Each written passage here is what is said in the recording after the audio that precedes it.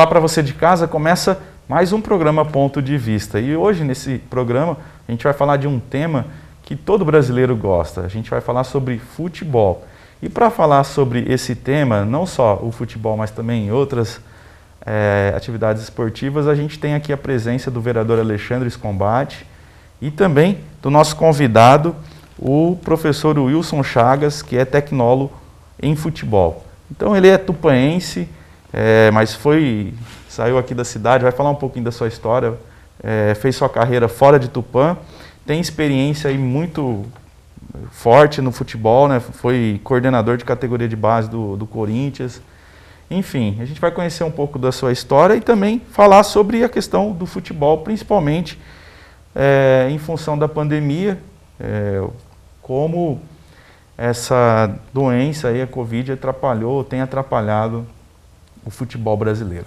Queria começar esse bate-papo agradecendo a presença do vereador Alexandre Scombatti, que é um defensor, sempre apresenta projetos aí de incentivo ao esporte em Tupã, e vamos falar aqui, né, mais recente, foi a conquista de recursos aí para construir uma areninha. Inclusive, em breve, a TV Câmara vai estar fazendo uma reportagem. Se você acompanha a sessão, você já está por dentro desse assunto aí, dessa conquista do Alexandre. Mas vamos começar falando dessa conquista, Alexandre.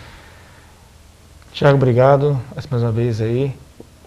Assim, o Wilson Chagas aí, que é um amigo, e falar da areninha, né, já de antemão, uma conquista do governo do estado aí. Uma arena esportiva para Tupã, que com certeza será um diferencial dentro do esporte, levando mais lazer para os jovens e para as crianças. E falar um pouco da história do Wilson aí, um tupaense que saiu de Tupã, fez carreira fora de Tupã, dentro do futebol, né? E falar um pouco da sua trajetória, os seus projetos, né? Até para que a população possa conhecer um pouco mais do seu trabalho. Wilson, prazer recebê-lo aqui. Então, como a gente já disse, você nasceu aqui em Tupã, viveu até que período? A gente estava até batendo um papo aqui nos bastidores, os colégios, né? Você estudou? Sim, minha base praticamente, a adolescência foi em Tupã. Eu comecei estudando no Vila São Paulo, fiz o pré, depois no antigo SESI. O SESI, infelizmente, acabou fechando, eu vim para o Bartira. Aí estudei da 2ª à 8ª série no Bartira e fiz o colegial no Instituto, em Javanuíri. Aí em 92 acabei indo para São Paulo. Meu tio, que é aqui de Tupã, também era cartorário, acabou passando no concurso e eu fui para trabalhar com ele no cartório. Acabei fazendo minha carreira também como serventuário da Justiça, trabalhei 25 anos, sou engenheiro, primeira formação minha foi da Unesp, tecnólogo em processo de produção, na FATEC São Paulo. Aí, em seguida, eu fiz engenharia mecânica na São Judas. Continuei trabalhando no cartório e trabalhei alguns anos na União também. Mas, devido a muito tempo estar no cartório e gostar também da área cartorária, continuei em cartório. E trabalhei em cartório até 2014. Só que sempre a paixão pelo futebol falava mais alto. Aí, hoje, tem um curso de tecnólogo em futebol, um curso de 2 anos, é um curso universitário em futebol. Começou 2 faculdades a ter esses cursos, que foi a UNG e a Unidrumon. Só a Unidrumon prevaleceu. Eu sou formado na primeira turma de futebol. E com isso, eu fiz vários contatos e acabei começando a trabalhar com futebol. Aí, por o futebol ser uma coisa que está enraizada em mim, parti para a área do futebol. Aí acabei trabalhando comicamente com cartório, mas depois, hoje, trabalho especificamente com futebol. Wilson, você falou uma paixão. Essa paixão aí pelo futebol nasceu quando? Então, nasceu desde aqui de Tupã. Joguei em vários times aqui em Tupã. Comecei a jogar bola aqui em Tupã com 5 anos. Comecei no finado Jairo Félix, da escolinha de futebol. Aí depois joguei no time do Miguel, joguei vários anos, onde me enraizei mesmo foi antigo São Paulinho, hoje Tupanzinho, time do João Miguel. Joguei as categorias de base aqui e fomos, inclusive, em 88, ganhamos um regional aqui do MAC. Inclusive tinha jogador de destaque no MAC e jogamos a Copa Copersucre em São Paulo. Aí jogamos com um time igual Palmeiras, Pequeninos do Jockey, Corinthians e saímos por uma infelicidade do goleiro, uma bola. atrasada, perdendo de 1-0 do Pequeninos do Jockey, que é um time que revelou Pavão, revelou Jamel e outros jogadores. E aí sempre foi enraizado o futebol em mim. Só que aí, em adolescente, a gente tem aquele problema, vamos direcionar para quê? E eu sempre gostei de engenharia também. Acabei me formando em engenharia, sou engenheiro mecânico também. Mas futebol é o que prevalece. Alexandre?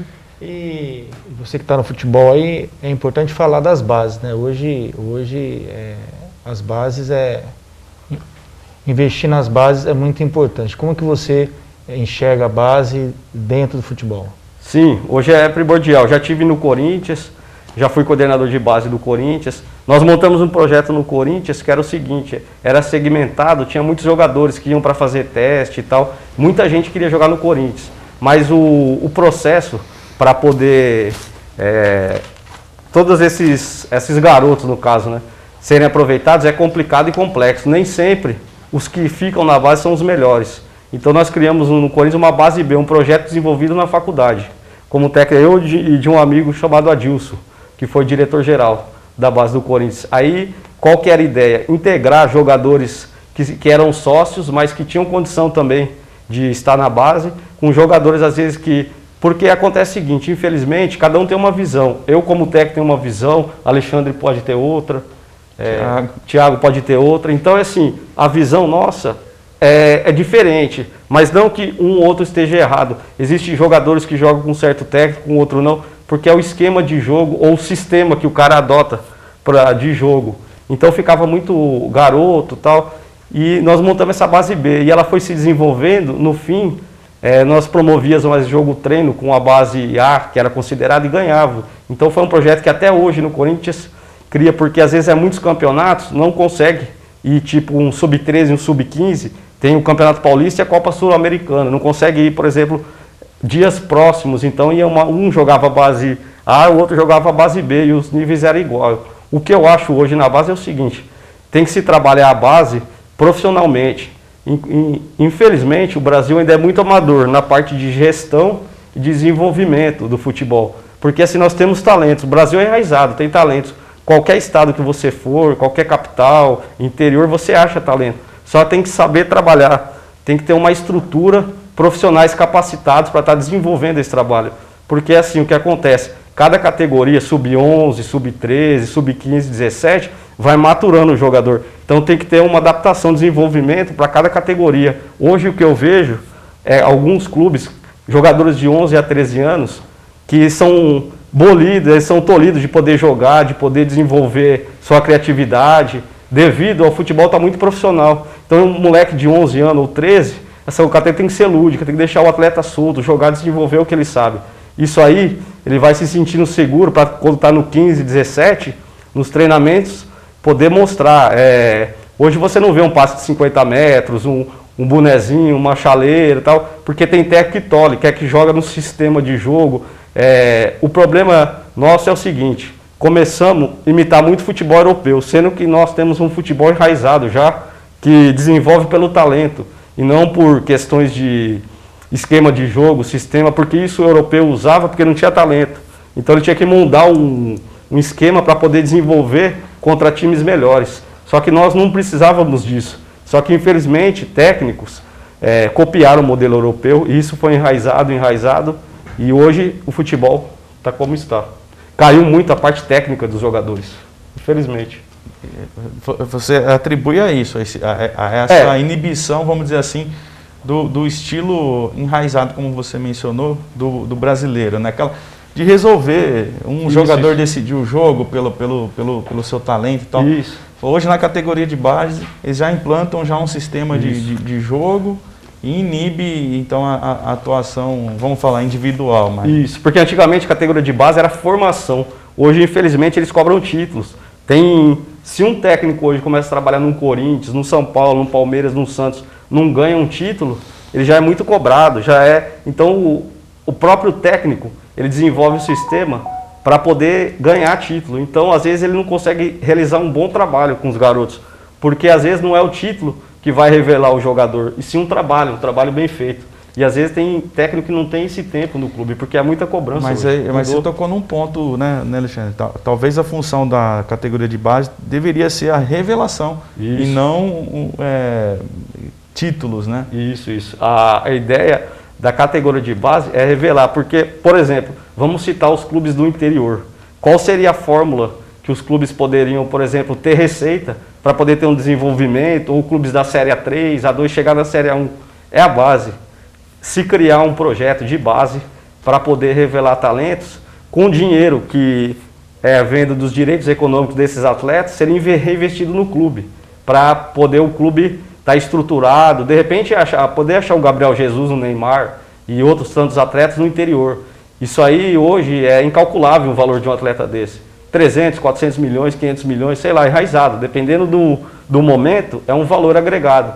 E esse valor ser revertido para o clube, nesse desenvolvimento, aí é uma cadeia. E um jogador puxa outro, e o clube teria dinheiro e seria andando com as próprias pernas, entendeu? E outra coisa que tem que acabar no futebol é esquema, tem que ter trabalho. Futebol é trabalho, é uma empresa, não existe esquema. Esquema é assim, pessoas amadoras que não sabem trabalhar. Então, tem um esquema, existe. Se eu falar que não, eu estou mentindo. Só que assim, é o trabalho errado. O europeu, o que o europeu tem de bom?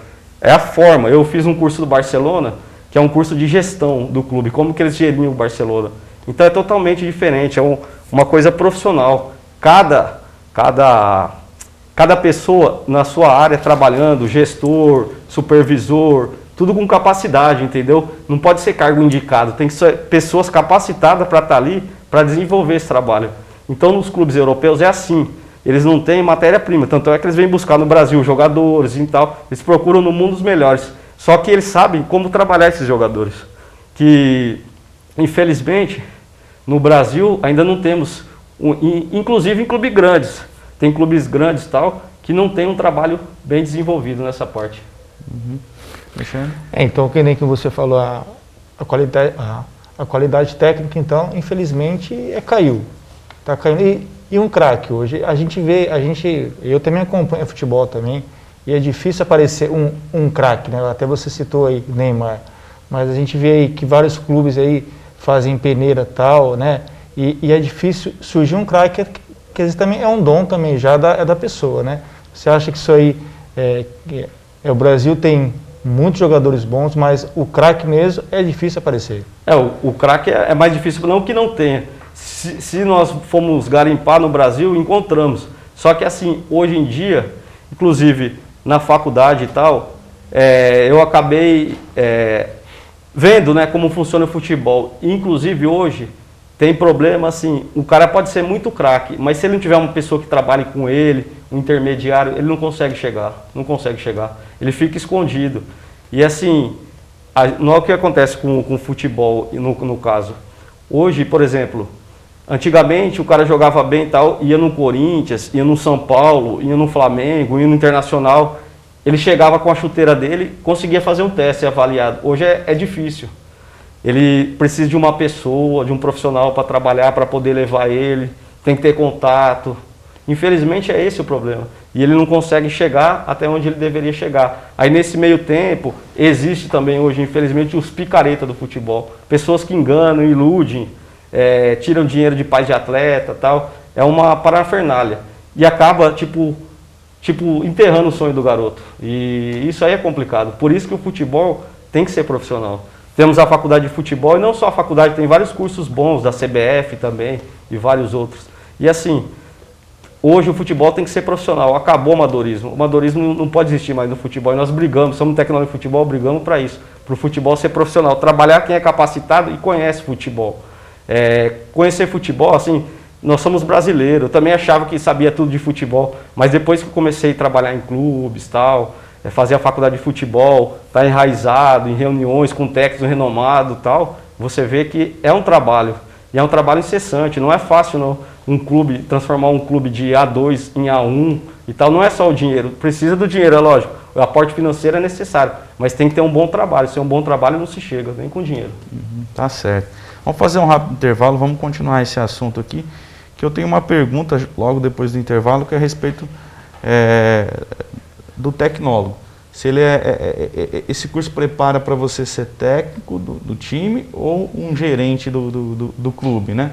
Ou as duas coisas. Então, o Wilson vai responder depois do intervalo. Então, eu convido você a continuar esse bate-papo aí, acompanhar esse bate-papo do ponto de vista hoje com o vereador Alexandre Scombate e também com o Wilson Chagas, que é tecnólogo em futebol. Não saia daí, a gente volta já.